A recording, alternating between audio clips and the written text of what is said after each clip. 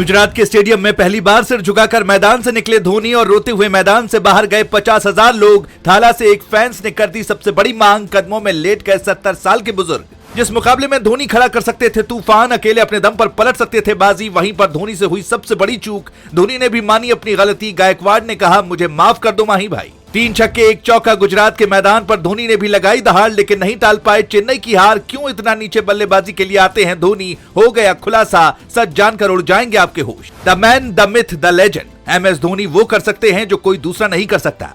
धोनी की उम्र 42 साल हो गई है, लेकिन जब बल्लेबाजी के लिए वो मैदान पर आते हैं तो 22 साल के लड़के को भी पीछे छोड़ देते हैं।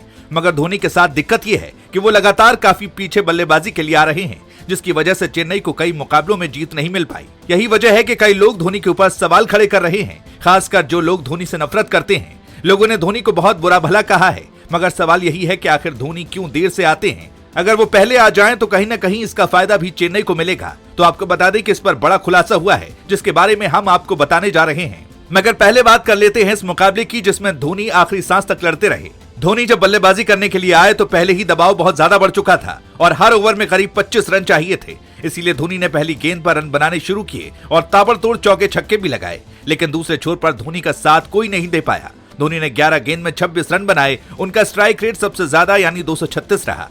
अपनी इस पारी में धोनी ने 3 छक्के जड़े, जिसे देखकर हैदराबाद के स्टेडियम में मौजूद हजारों लोग चेन्नई की हार भूल गए। आप जानकर हैरान रह जाएंगे, लेकिन IPL के सीजन में विराट कोहली के बाद धोनी ऐसे दूसरे खिलाड़ी हैं जिन्होंने सबसे बेस्ट औसत के साथ बल्लेबाजी की है।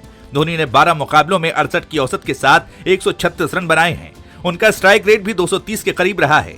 अब यहीं पर सवाल उठता है कि अगर धोनी इतनी अच्छी बल्लेबाजी कर लेते हैं तो वो आखिर में क्यों आते हैं। तो इस पर भी एक रिपोर्ट में खुलासा हुआ है कि मौजूदा समय में धोनी कुछ स्वास्थ्य समस्याओं से जूझ रहे हैं और हेल्थ इशू की वजह से वो ऐसा कर रहे हैं। रिपोर्ट में दावा किया गया है कि धोनी पूरी तरीके से फिट नहीं है, लेकिन इसके बावजूद क्रिकेट खेल रहे हैं ताकि चेन्नई सुपर किंग्स को मजबूती मिले और फैंस निराश ना हो। आपने भी देखा होगा कि ऋतुराज गायकवाड़ को लगातार धोनी पीछे से समझाते रहते हैं, बताते रहते हैं कि क्या कुछ करना है। यही वजह रही कि चेन्नई मजबूती के साथ IPL में बनी हुई है। लेकिन आपको बता दें कि धोनी को लेकर अब फैंस भी मांग कर रहे हैं कि धोनी को पहले बल्लेबाजी के लिए आना ही होगा। हैदराबाद के मैदान में हजारों लोग मौजूद थे और वहां पर लगातार धोनी के लिए नारेबाजी की जा रही थी और हर कोई कह रहा था कि धोनी भाई पहले आओ, धोनी भाई पहले आओ।